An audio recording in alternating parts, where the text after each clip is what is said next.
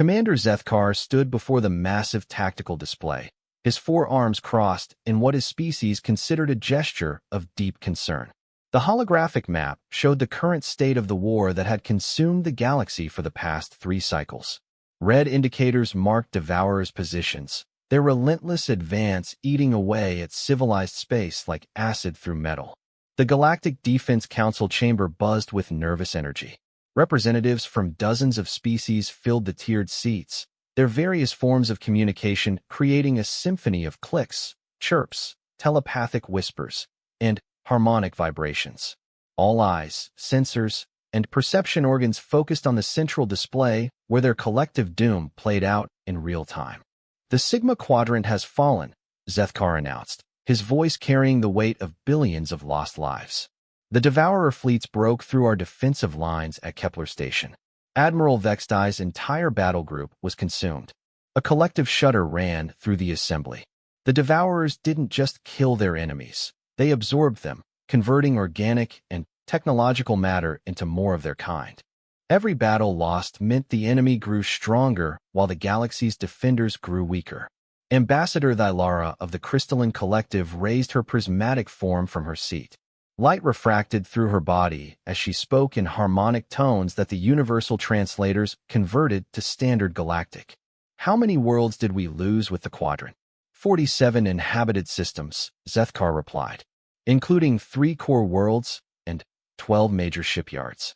We estimate the Devourers gained enough mass to construct at least 6 new hive fleets. The mathematics of extinction stared them in the face. For every victory, they suffered 3 defeats. For every Devourer ship destroyed, 2 more emerged from the conversion pools. The war had started with the galaxy holding a technological advantage, but that meant nothing when the enemy could literally eat their way to numerical superiority. There is one option we haven't considered, spoke a new voice from the back of the chamber. Every being turned toward the sound. In the designated section for probationary species sat the human delegation. They were new to galactic civilization, having achieved faster-than-light travel only 20 cycles ago. Most species took centuries to develop beyond their home systems, but humans had spread across dozens of worlds with remarkable speed. The speaker was Ambassador Sarah Chun, a middle-aged woman whose calm demeanor had impressed many during her brief tenure on the council. Beside her sat General Marcus Rodriguez and Dr. Elena Vasquez, representing humanity's military and scientific branches respectively. With respect, Ambassador Chun, rumbled Ambassador Toxuin of the Granite Federation, his rock-like form shifting with what passed for amusement among his people. Your species has been part of galactic civilization for barely 2 decades. What could you possibly offer that our combined wisdom hasn't already considered? Sarah stood without showing offense at the dismissive tone. We offer ourselves. The chamber erupted in confused chatter. Several species began rapid consultations among their delegates. The hive mind of Nexus Prime buzzed with internal communication before their speaker addressed the humans. Clarify your meaning, the collective voice requested. General Rodriguez rose to join his ambassador. He was a weathered man with scars that spoke of personal combat experience, unusual among species that had long since moved beyond individual conflict. Humanity requests permission to join the active Warfront. We want to contribute our fleets to the defense effort. The reaction was immediate and overwhelmingly negative. Laughter equivalents erupted from multiple species. The bird-like Avicar delegation clicked their beaks in what could only be described as condescending amusement. Even the normally diplomatic ethereal communion allowed waves of skeptical energy to emanate from their gossamer forms. Impossible, declared Ambassador Krelthon of the military hegemony. His insectoid features twisted into an expression of disbelief. Your species has barely 37 warships. The smallest Devourer reconnaissance fleet contains over 200 vessels. You would be consumed before you could fire a single shot. Dr. Vasquez joined her colleagues. Unlike the general's stern demeanor or the ambassador's diplomatic calm, the scientist radiated an enthusiasm that seemed inappropriate given the dire circumstances. That's exactly what we're counting on. The chamber fell silent. Even species that communicated through methods beyond sound seemed to pause their exchanges. Commander Zethkar's tactical mind immediately began analyzing the implications. You're suggesting a sacrifice play. But the mass gained from 37 ships wouldn't significantly impact Devourer capabilities. Not the ships, Sarah said quietly. Us. The silence stretched longer this time. Finally, Ambassador Thylara's crystalline form pulsed with confused light patterns. I don't understand. Are you proposing mass suicide? That would accomplish nothing. General Rodriguez stepped forward, and, for the first time since the war began, several council members detected something that seemed impossible in the current circumstances. Confidence bordering on anticipation. We're not proposing suicide, he said. We're proposing the first real victory this war has seen. Explain, Commander Zethkar ordered. Dr. Vasquez activated her personal display unit, projecting a complex molecular diagram into the chamber's central space. For the past 15 cycles, our scientists have been studying everything you've shared about devourer biology and conversion processes. We've identified something that no other species has noticed, probably because it wasn't relevant to them. The diagram showed the molecular structure that allowed devourers to break down and rebuild matter at will. It was technology so advanced that most species had declared it beyond understanding, accepting it as some form of biological manipulation that defied conventional physics. The conversion process requires perfect molecular compatibility, Elena continued. Devourers can only absorb and rebuild matter that follows specific quantum patterns. It's why they struggle with crystalline-based species initially and why energy beings take longer to process. This is established science, grumbled Ambassador Krelthon. Nothing new. True, but you've all missed something important, Elena said, her excitement building. The compatibility requirement works both ways. If a devourer absorbs matter that contains an incompatible quantum signature, it doesn't just fail to convert it, the incompatible matter acts like a virus in their system. Commander Zethkar's forearms unconsciously moved to attention positions. His species had evolved from predators, and something in the human scientist's tone triggered ancestral recognition of a hunt beginning. What makes human quantum signatures incompatible, he asked. Sarah answered this time. We're not naturally evolved for this galaxy. The statement hit the assembly like a physical blow. Several species began urgent consultations with their home governments through quantum communicators. Others demanded immediate clarification. Impossible, declared the hive mind speaker. All species in this galaxy share common quantum foundations. It's why faster-than-light travel works universally. Dr. Vasquez manipulated her display, showing comparative quantum signatures from various galactic species alongside human examples. The differences were subtle but unmistakable. We think our ancestors originally came from somewhere else, she explained. Long enough ago that we have no records, but recent enough that our fundamental quantum patterns haven't fully adapted to local physics. It's why human technology sometimes behaves unpredictably and why some of our innovations seem to violate established principles. General Rodriguez took over the presentation. When devourers absorb human matter, the incompatible quantum signature spreads through their conversion matrix like a cascade failure. Their own technology turns against them.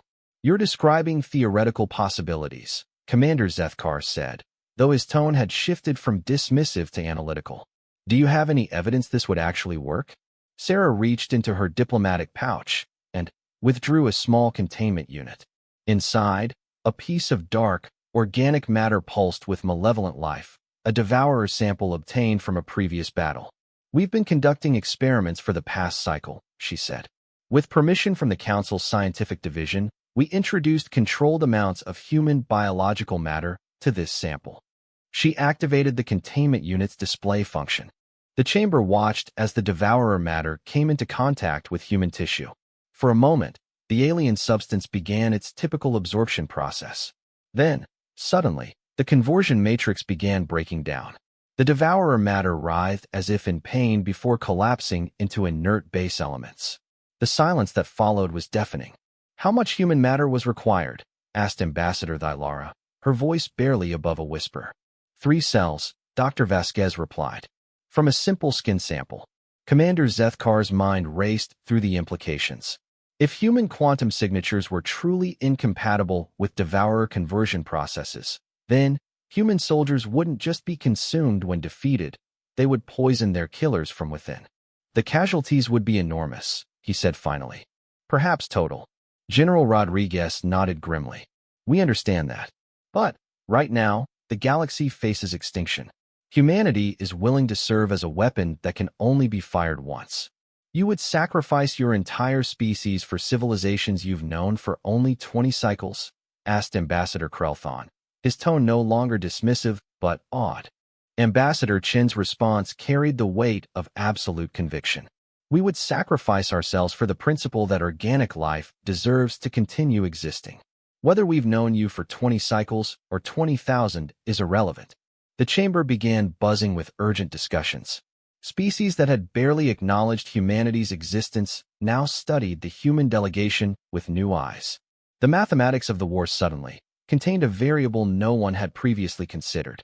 Commander Zethkar raised his primary arm for silence. This proposal requires extensive analysis and debate. The Council cannot make such a decision hastily. With respect, Commander, General Rodriguez interjected, analysis and debate won't slow the Devourer advance. Our intelligence indicates they're preparing for a major offensive against the core worlds. We estimate 6 cycles before they reach the galactic capital. 6 cycles to determine whether genocide in the name of salvation is morally acceptable, muttered Ambassador Thylara. Sarah stepped forward one final time. There's something else you should know. This isn't a request for permission to commit suicide. If human quantum signatures work as our research suggests, we wouldn't just poison individual devourers. The incompatible matter would spread through their entire collective consciousness. She paused, letting the implications sink in. We're not proposing to sacrifice ourselves. We're proposing to kill them all. The chamber erupted in chaos as the true scope of humanity's offer became clear. But, above the noise, Commander Zethkar's voice cut through with military precision. How soon can your fleets be ready for deployment? General Rodriguez smiled for the first time since entering the chamber. We've been ready since the day you let us join the Council. 3 cycles later, the human fleet assembled at Waystation Alpha, the massive orbital platform that served as the primary staging point for galactic military operations.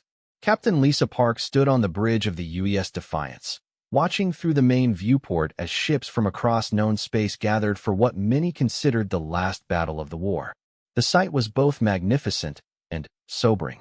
Crystalline vessels from Thylara's collective caught and reflected light from the system's twin stars, creating rainbow patterns across their faceted hulls. The Granite Federation's ships looked more like mobile asteroids than spacecraft, their rocky surfaces bristling with weapon emplacements.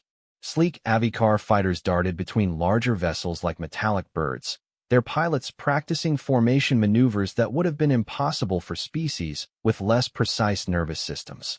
And, scattered throughout the formation, dwarfed by many of the alien vessels, were 37 human ships. They looked primitive compared to the advanced technology surrounding them. But Lisa felt pride rather than embarrassment as she studied them. Each ship carried a crew that had volunteered for what everyone expected to be a one-way mission. Captain, called Lieutenant Commander James Wright from the communications station. We're receiving a transmission from Commander Zethkar aboard the flagship. On screen, the main viewer shifted to show the interior of the Galactic Defense Force flagship's command center. Commander Zethkar's 4-armed form dominated the frame, with tactical displays showing real-time intelligence from Devourer-controlled space. Captain Park, Zethkar began without preamble. Long-range sensors confirmed Devourer movement toward the Centauri Nexus. 17 hive fleets, comprising over 4,000 vessels. Lisa felt her stomach tighten. The Centauri Nexus controlled hyperspace routes to 15 core worlds, including the galactic capital. If it fell, the war was over. What's our tactical situation, Commander? The main fleet will engage the Devourers at maximum range, attempting to thin their numbers before they reach the Nexus. Your vessels will be held in reserve until the optimal moment for deployment. Translation: they would wait until the conventional forces were being overrun, then charge into the meat grinder. Lisa understood the logic, but it meant watching thousands of allies die before humans could contribute to the battle. Understood, Commander. Any updates on the quantum signature research? Dr. Vasquez appeared beside Commander Zethkar. The past 3 cycles had aged her considerably. The weight of potentially ending 2 entire species was visible in her face. The laboratory results remain consistent, Elena reported. Human organic matter causes cascade failures in devourer conversion matrices. But we've only been able to test on small samples. The full-scale effectiveness remains theoretical. What about spread rate? Lisa asked. That's where the uncertainty lies. If the quantum incompatibility spreads through their collective consciousness, as we predict, it could take down entire hive fleets. But if it remains localized to individual devourers, the effect might be too limited to change the war's outcome. Commander Zethkar's expression was grim, which means we won't know if this strategy works until it's too late to change course. The transmission ended, leaving Lisa alone with her thoughts and the weight of command.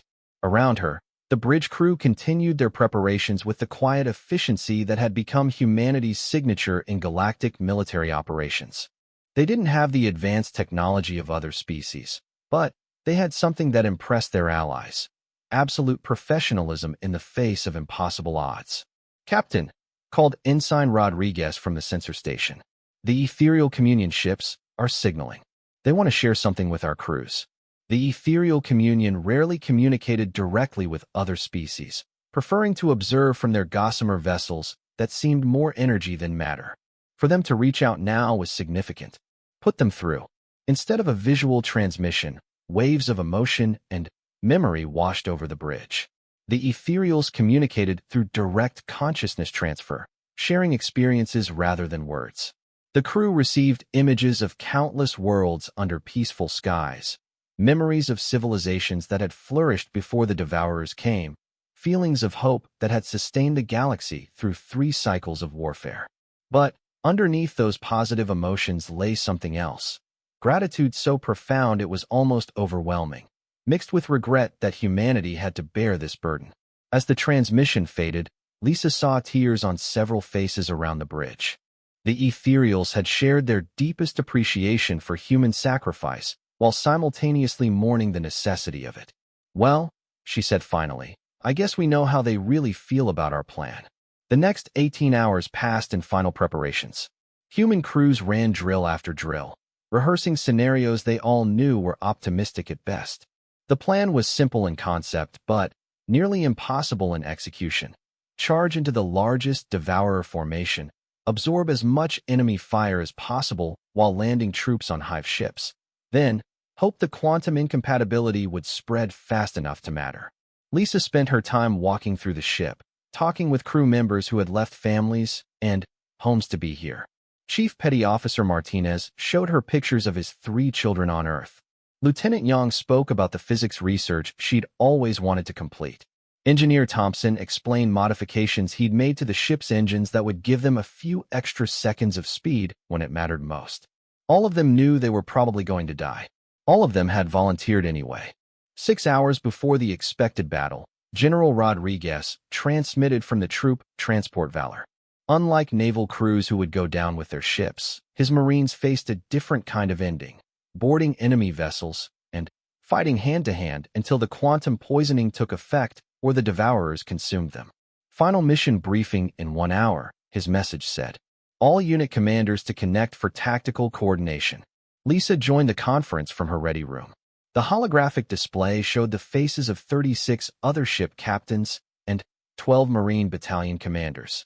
She recognized some from training exercises, others only by reputation, but all carried the same expression: calm determination masking deep fear.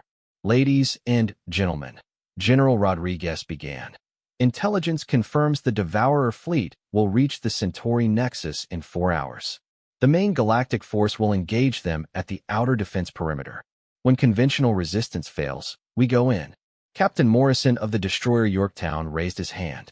"What's our target priority? Command ships or mass formations?" "Mass formations," Rodriguez replied. "Our goal isn't tactical victory through precise strikes. We need maximum contact with enemy forces to spread the quantum contamination as widely as possible." "Any word on evacuation protocols?" asked Colonel Peterson from the Marine contingent. The silence that followed answered the question. There would be no evacuation. This wasn't a mission with extraction plans. It was a final gambit that required complete commitment. I want every ship and unit to understand, Rodriguez continued, that what we do here echoes through history. If we succeed, we save not just the current galactic civilization, but every future generation that will inherit these stars. If we fail fighting on the right side of the most important war ever fought. The conference ended with no speeches or dramatic declarations.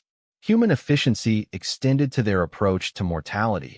They would do what needed to be done without unnecessary emotional displays. 2 hours before battle, Lisa received a personal message from her family on Earth.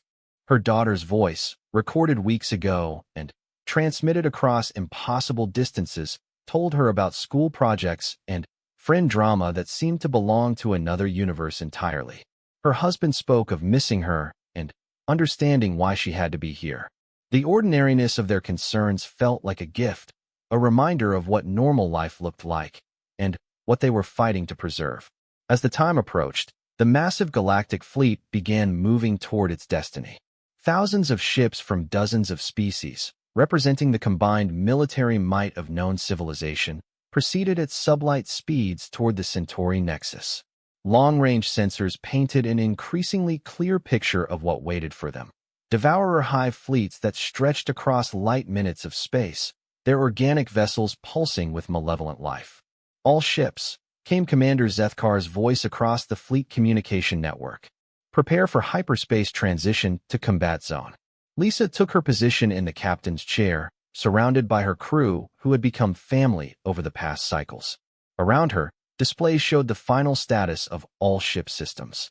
Everything was as ready as human engineering and determination could make it.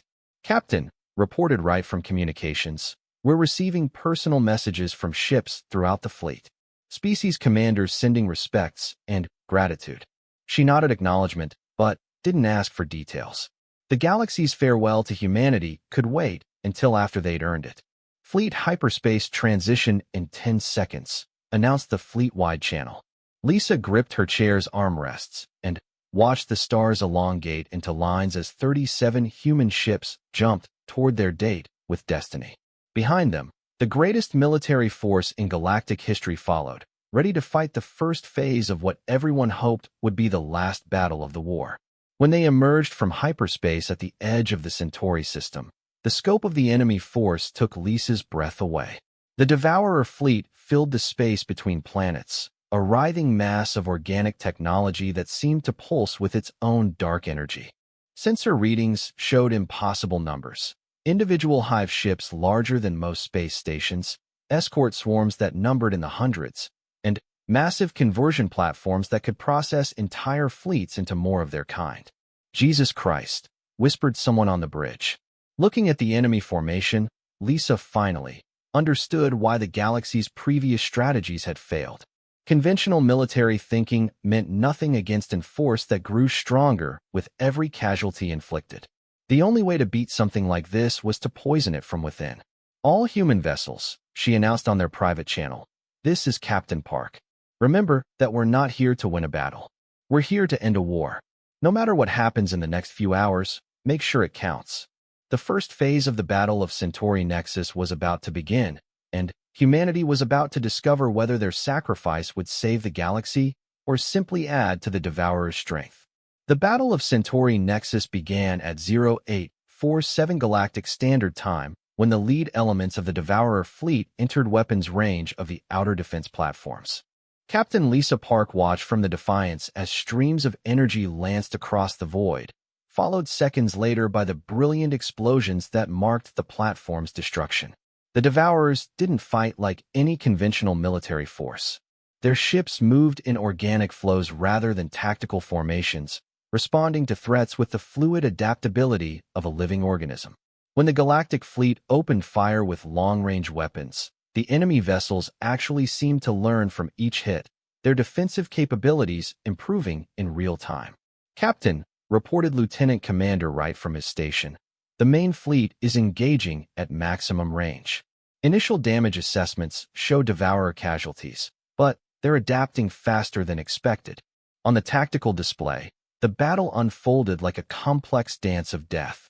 Crystalline collective vessels unleashed focused light beams that could slice through conventional armor like paper, but the Devourer ships absorbed the energy and redirected it back at their attackers. Granite Federation vessels, built like flying fortresses, hammered the enemy with kinetic projectiles that should have shattered organic hulls, but the living ships simply flowed around the impacts and regenerated damaged sections. They're learning from everything we throw at them, observed Commander Chin from the tactical station. Every weapon, every strategy, they adapt and counter within minutes. Lisa nodded grimly. This was why the war had been going badly for 3 cycles. Fighting an enemy that could evolve mid-battle made conventional tactics useless. The only advantage they'd had was technological superiority, and even that was rapidly disappearing as the Devourers absorbed and improved upon captured equipment. Fleet casualties? She asked. Wright consulted his display before answering. 7 ships destroyed in the first engagement phase, 34 showing various degrees of damage.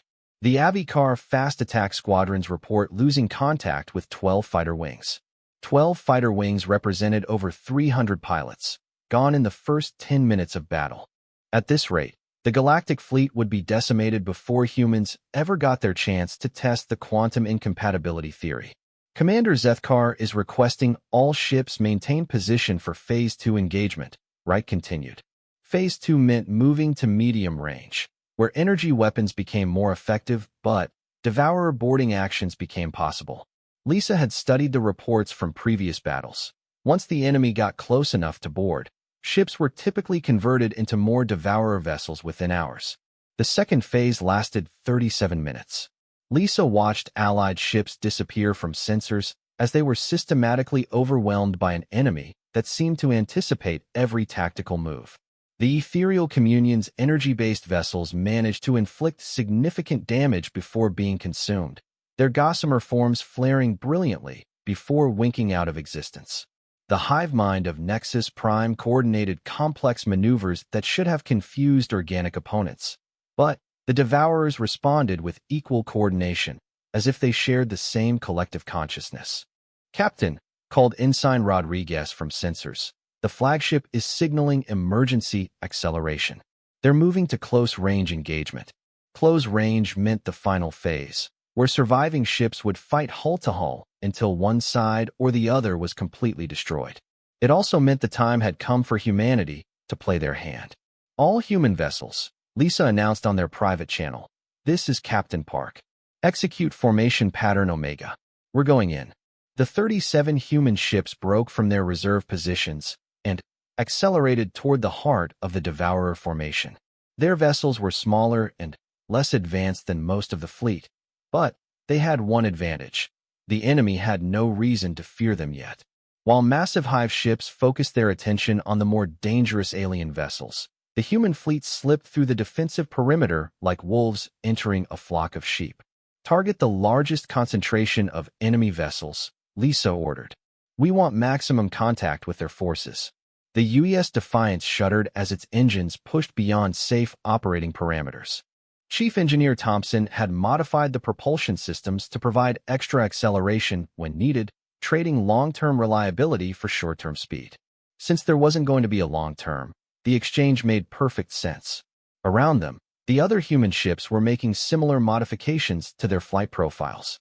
The destroyer Yorktown's hull began glowing from atmospheric friction as Captain Morrison pushed his vessel through debris fields at dangerous speeds. The cruiser Determination fired continuously while advancing, not because her weapons could significantly damage the enemy, but because the energy discharges masked their true intentions until it was too late for the Devourers to react. Incoming transmission from General Rodriguez aboard the Valor, Wright announced. Put him through. The Marine General's face appeared on screen, his expression calm despite the chaos visible behind him as his troops prepared for boarding actions. Captain Park, my people are ready. The moment we make contact with enemy vessels, we'll begin deployment. Understood, General. How are your Marines handling the pressure? Rodriguez smiled grimly. They're scared as hell, but they're professionals. They know what needs to be done. The transmission cut off as proximity alarms began screaming throughout the ship. They had entered the outer edge of the main Devourer formation, and The enemy was finally taking notice of the human intrusion. Massive energy signature building in the nearest hive ship, reported Chun. They're preparing to fire. Evasive maneuvers, Lisa ordered, though she knew evasion was ultimately pointless. Their mission required getting close enough to board enemy vessels, which meant absorbing whatever firepower the Devourers chose to unleash. The beam that lanced out from the hive ship was unlike anything in human experience. Rather than coherent energy or kinetic projectiles, it seemed to reach out with tendrils of living force that attempted to grasp the Defiance and drag her toward the enemy vessel. Lisa felt the ship shudder as the beam made contact, and for a moment the hull actually began reshaping itself as Devourer conversion technology tried to claim the vessel remotely. Hull integrity holding, reported Chief Thompson over the communications system. But I'm reading molecular changes in the outer plating. Whatever they just hit us with is trying to convert our ship. Time to objective? 3 minutes to optimal boarding range. 3 minutes that felt like hours as the human fleet fought its way deeper into the enemy formation. The cruiser Birmingham took a direct hit that should have destroyed her completely, but somehow Captain Williams kept his ship together long enough to ram a Devourer escort. Both vessels exploded in a ball of superheated plasma that briefly outshone the system's sun. The destroyer Phoenix managed to disable a small hive ship's engines before being overwhelmed by boarding parties. Captain Johnson's final transmission was cut short, but sensors showed his crew had managed to detonate their reactor core while enemy forces were still aboard, taking a significant portion of the Devourer vessel with them. Valor is making her approach run, announced Wright. General Rodriguez is requesting covering fire. Lisa watched as the massive troop transport accelerated toward the largest hive ship in their immediate area. The Valor was essentially a flying barracks, designed to carry 3,000 Marines and their equipment rather than engage in ship-to-ship combat. Her weapons were minimal, her armor barely adequate, but she carried the largest concentration of human personnel in the fleet. All ships, concentrate fire on the Valor's target, Lisa ordered. Give the general a clear path. 7 human vessels opened fire simultaneously on the massive organic structure. Their weapons barely scratched its surface, but the barrage distracted the creature long enough for the Valor to reach boarding range. Impact in 10 seconds, came Rodriguez's voice over the communication channel. All units prepare for insertion. The Valor struck the hive ship like a harpoon, her reinforced bow designed specifically for boarding actions. Explosive charges blew openings in both hulls, creating passages between the vessels. Within seconds, the first wave of human Marines was charging into alien corridors that pulsed with living tissue. Successful insertion, Rodriguez reported. Beginning deployment of all units. Lisa could only imagine what the Marines were experiencing inside the enemy vessel. Intelligence reports suggested Devourer ships were more organism than machine, with corridors that could reshape themselves to trap intruders and surfaces that tried to absorb anyone who touched them. The Marines carried specially designed equipment to deal with these conditions, but ultimately they were relying on human adaptability and determination to overcome an environment designed to consume them. Captain, Chen called urgently. I'm reading energy signatures from multiple human ships. They're all beginning boarding actions. Across the battle zone, the remaining human vessels were making their final attacks. Each ship carried between 50 and 300 personnel, and all of them were now in the process of forcing entry into Devourer vessels. It was the largest and most desperate boarding action in galactic military history. First contact confirmed. Came a transmission from Captain Morrison aboard the Yorktown. My people are engaging enemy forces inside their ship. No casualties yet, but the environment is challenging. Define challenging, Lisa requested. The floors keep trying to digest our boots, and the walls are attempting to grow over our people. Other than that, it's just like the simulations. Despite everything, Lisa found herself smiling at Morrison's dry humor. Leave it to humans to joke while fighting for the survival of galactic civilization. Captain Park, Wright said urgently, we're approaching our target. A medium-sized hive ship, approximately 2 kilometers in length. Estimated enemy personnel in the thousands. Lisa looked at the organic monstrosity filling their main view screen. The ship's surface writhed with movement, defensive weapons tracking their approach, while what looked like mouths opened and closed along its hull. It was beautiful in an alien way and utterly terrifying. "All hands prepare for boarding action," she announced ship-wide. "Remember, our job isn't to win the fight inside that thing. Our job is to make sure our presence there matters." The Defiant shuddered as she struck the enemy vessel. Cutting charges detonated, creating a breach between ships. Emergency force fields activated to maintain atmosphere, while boarding ramps extended into alien territory. "Away teams, you are cleared for insertion," Lisa announced. 200 human crew members, leaving only essential bridge personnel behind, charged through the breach into the living nightmare of a Devourer Hive ship. Their mission was simple: get as deep into the enemy vessel as possible and engage in close combat, ensuring maximum contact between human organic matter and Devourer conversion systems. "Captain," Wright reported, "sensors show successful insertions on 23 human vessels. The boarding actions are proceeding as planned." Now came the waiting. Either the quantum incompatibility theory would work, in which case they were about to witness the most effective military action in galactic history, or it would fail, and humanity would simply be added to the Devourer forces. "Any word from our people inside the enemy ships?" Lisa asked. "Sporadic communications. Fighting is intense, but our forces are maintaining cohesion." "Wait." Wright paused, listening to something on his earpiece.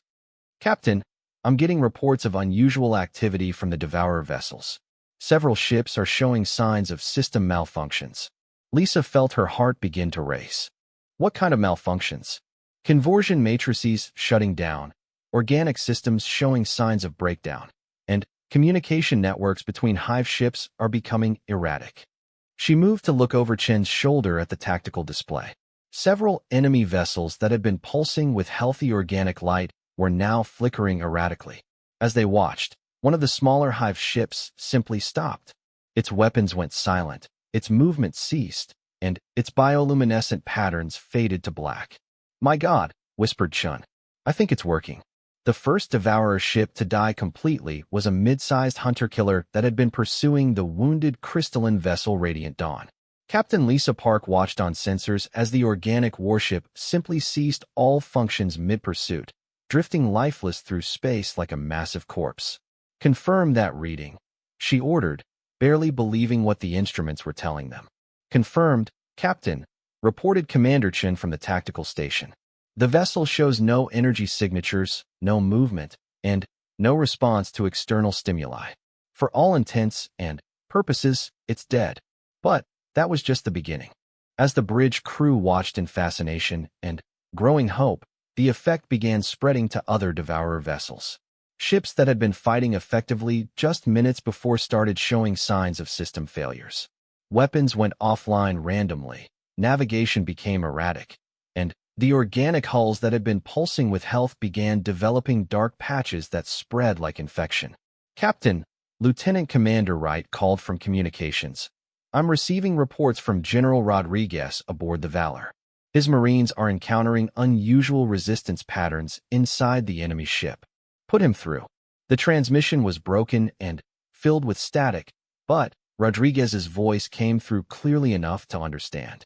"Captain Park, something's happening inside this thing. The walls that were trying to absorb my people have stopped responding.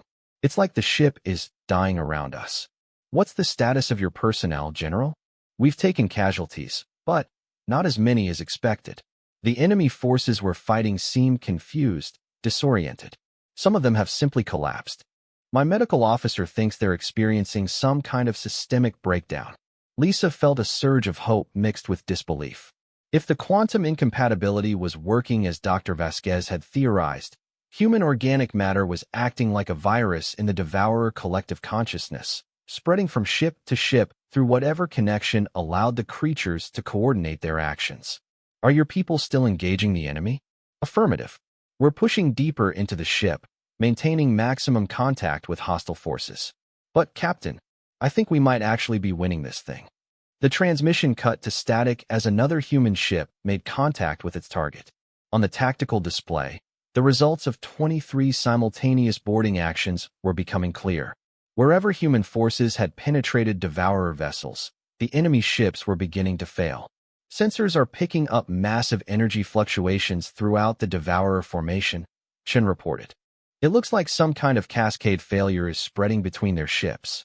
Lisa moved to the main display, watching as the organic fleet that had seemed invincible just an hour before began showing signs of systemic collapse.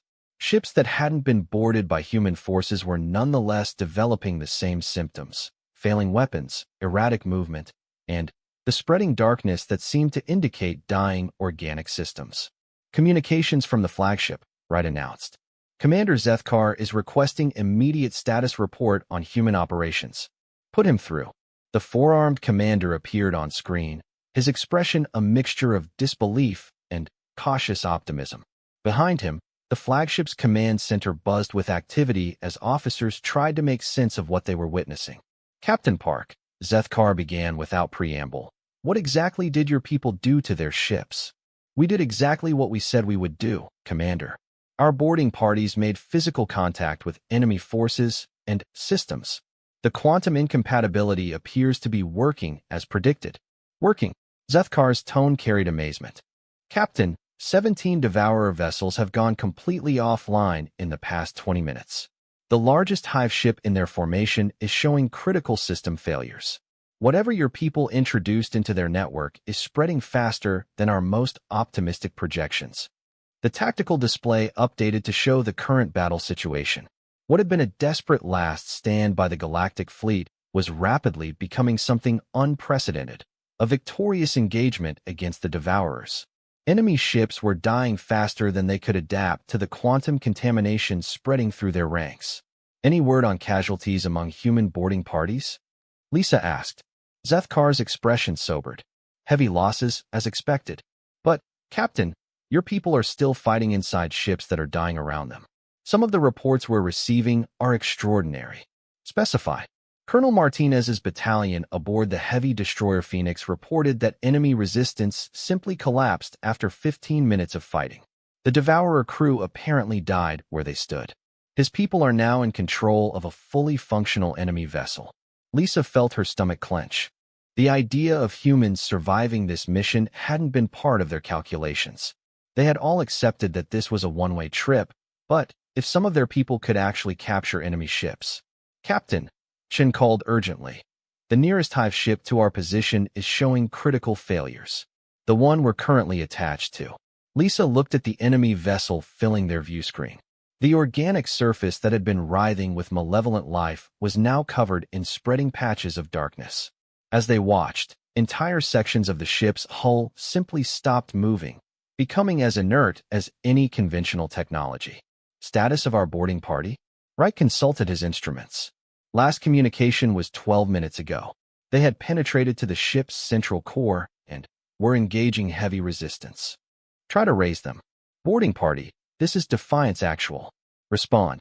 Static filled the channel for several seconds before a familiar voice came through. It was Chief Petty Officer Martinez, the man who had shown Lisa pictures of his children.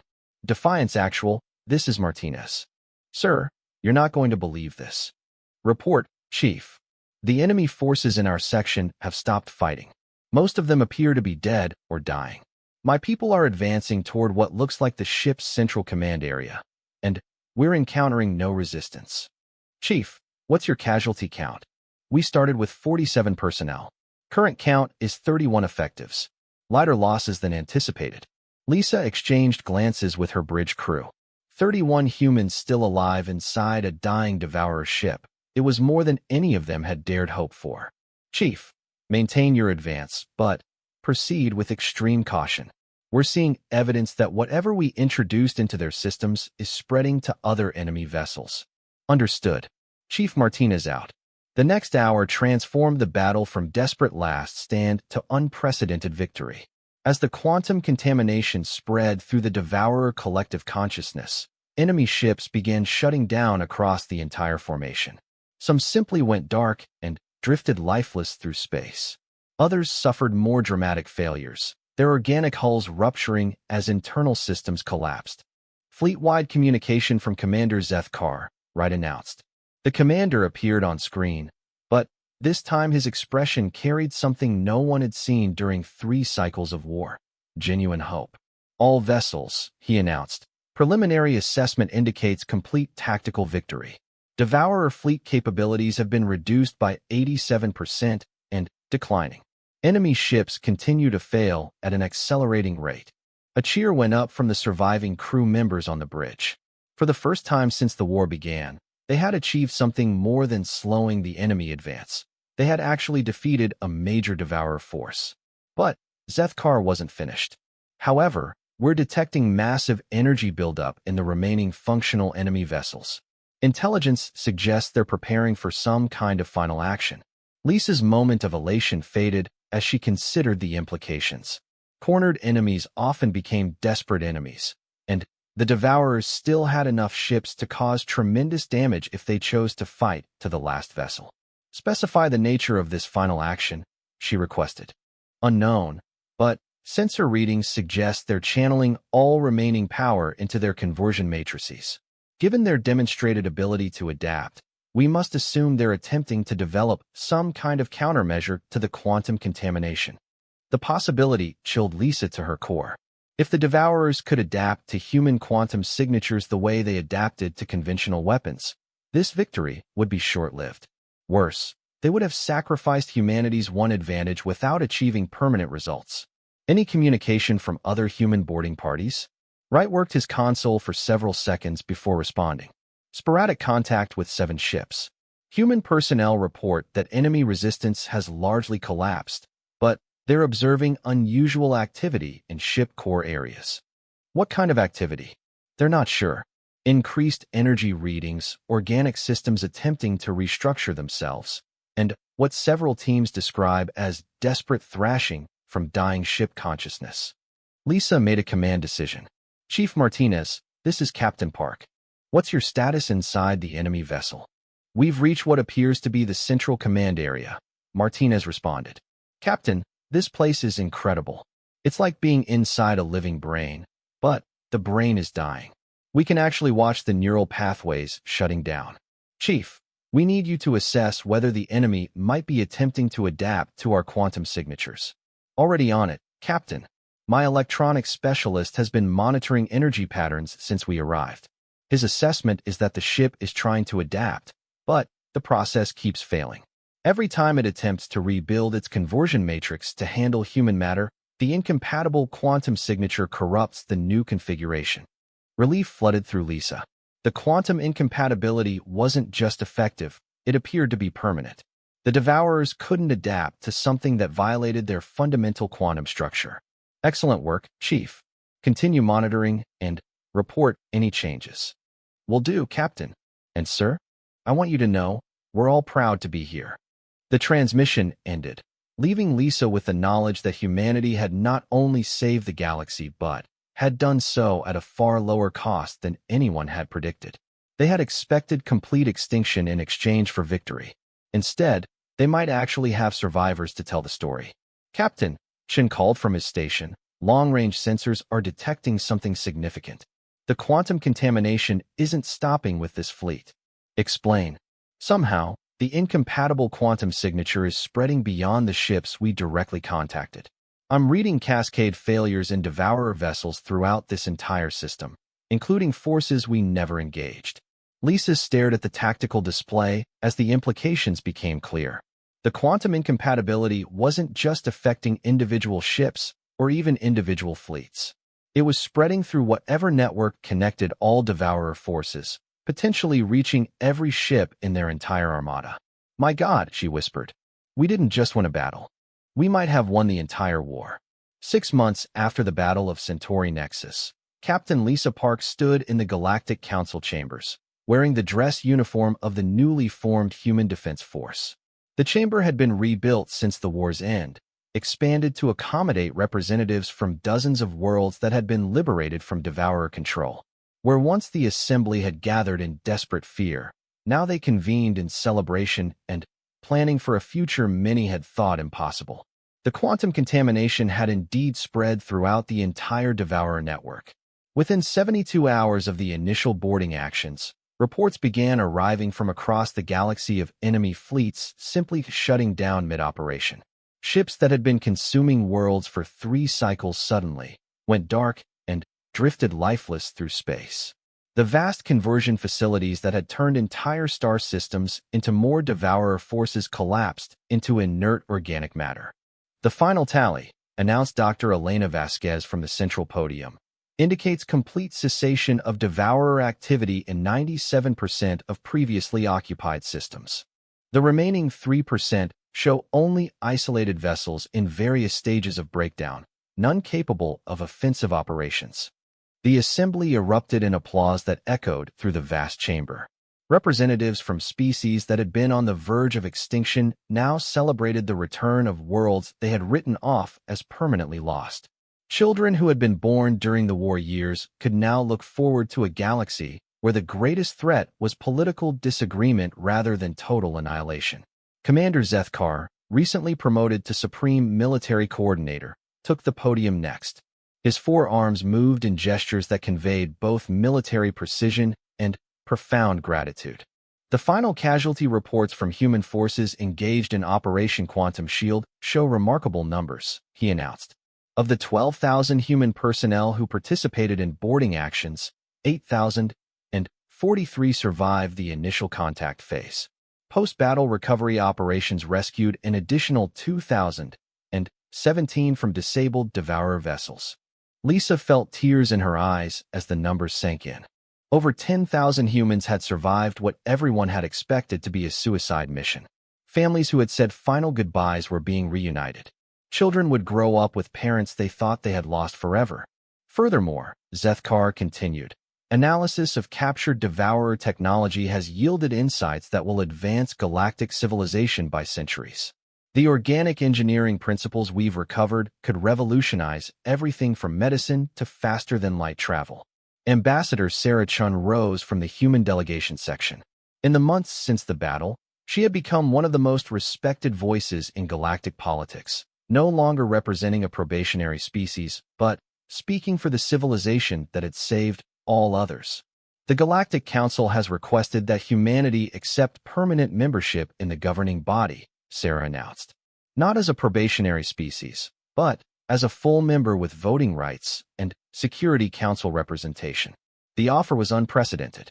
Species typically spent centuries proving themselves worthy of full membership, gradually earning trust and respect through consistent diplomatic achievement. Humanity had earned full recognition in less than 25 cycles through the simple expedient of preventing galactic extinction. On behalf of Earth and all human colonies, Sarah continued, I am honored to accept this membership. We look forward to contributing to galactic civilization not just through military sacrifice, but through the same innovation and determination that allowed us to develop quantum incompatibility theory. Lisa smiled at the diplomatic phrasing. The real story was somewhat different. Human quantum signatures were incompatible with devourer conversion technology not because of innovative science, but because humanity had somehow evolved outside the normal galactic quantum framework. Dr. Vasquez's research suggested that humans had indeed originated from somewhere else entirely, though the specifics of that origin remain mysterious. The Council also wishes to address, Zethkar continued, the matter of ongoing devourer research. While the immediate threat has been eliminated, we must ensure that such creatures never again threaten galactic civilization. General Rodriguez stood to address this concern. Like many of the human military leadership, he had been offered positions in the new unified galactic defense force, bringing human tactical thinking to bear on future security challenges. Human and allied science teams continue to study disabled devourer vessels, he reported. Our goal is twofold: understand how they originally developed their conversion technology, and ensure we can detect any resurgence of similar threats. The mention of resurgence caused a stir throughout the assembly. The devourers had appeared seemingly from nowhere centuries ago, and no one wanted to face another surprise of that magnitude. Additionally, Rodriguez continued, we're working with crystalline collective researchers to develop quantum signature monitoring systems. If any civilization attempts to recreate devourer conversion technology, we'll know immediately. Lisa's mind wandered as the formal presentations continued. Through the chamber's massive viewports, she could see ships from across the galaxy moving freely through space that had been a war zone just months before. Trade routes that had been closed for cycles were reopening. Exploration fleets were venturing into regions that had been devourer territory, mapping worlds that could now be resettled.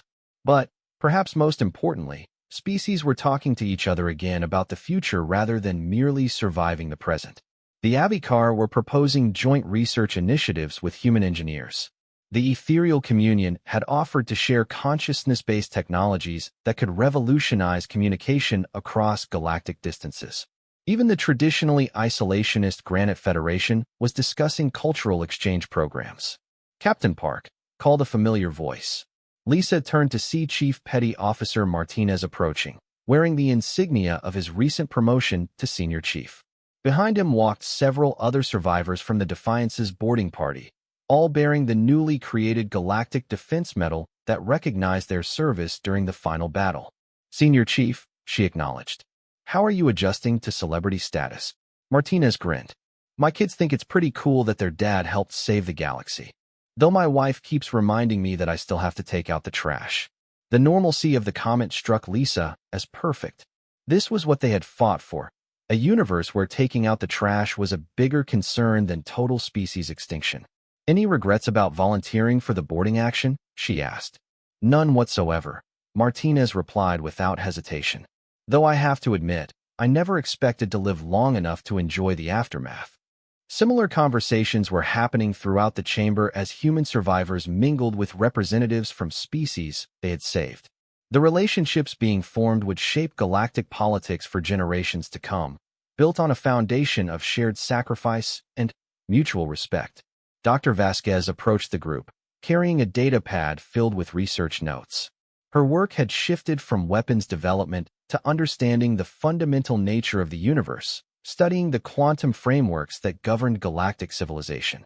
Lisa, she said, I thought you'd want to know about our latest findings regarding human quantum signatures. Good news or troubling news? Potentially both. We've confirmed that humans did indeed originate from outside this galactic region, probably from another galaxy entirely. Our quantum patterns are fundamentally different from anything that evolved locally. Lisa considered the implications. Which means there might be others out there like us? Possibly. And if there are, they might face their own version of the Devourers. Our quantum incompatibility might not work against threats adapted to different galactic frameworks. The thought was sobering. Humanity had saved this galaxy, but there could be entire regions of the universe facing similar threats without the accidental advantage of quantum incompatibility. On the other hand, Elena continued, our research suggests that quantum incompatibility works both ways.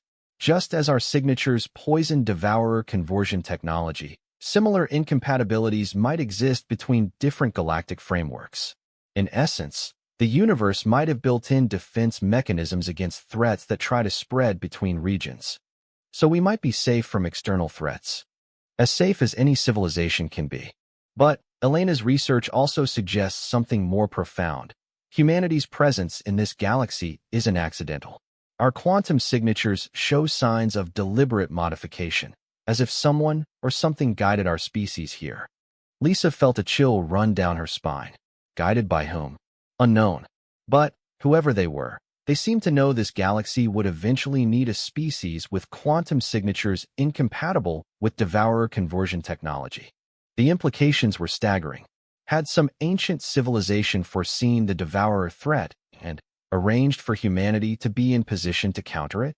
Were humans the result of genetic engineering designed to create living weapons against conversion-based enemies? Does it matter? She asked finally. Elena smiled. Probably not. Regardless of how we got here or why our quantum signatures are unique, we're here now. We've helped save galactic civilization, and we're part of building whatever comes next. As if summoned by their conversation, Ambassador Chen approached their group. Captain Park, I wanted to personally thank you and your crew for your service. The Council has approved construction of a memorial honoring all human personnel who participated in Operation Quantum Shield. That's generous, Ambassador, but hardly necessary. On the contrary, it's essential. Future generations need to understand what happened here.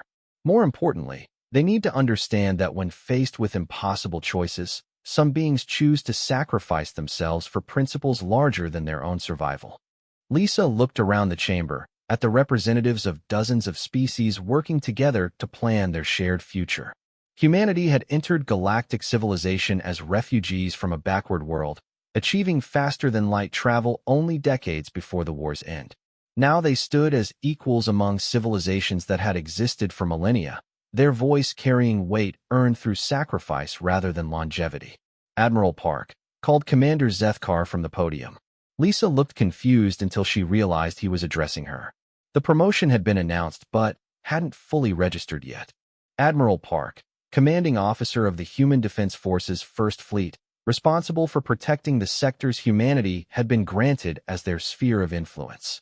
Sir, the Council has one final matter to address. We've received long-range sensor data suggesting organized activity in the Andromeda region. Nothing immediately threatening, but it represents the first sign of major civilization beyond our galactic borders. Lisa felt the same mixture of excitement and apprehension that had driven humanity to the stars in the first place. New civilizations meant new opportunities for cooperation and growth. They also meant new potential threats that might require the same courage their people had shown at Centauri Nexus. Are we considering contact? Eventually.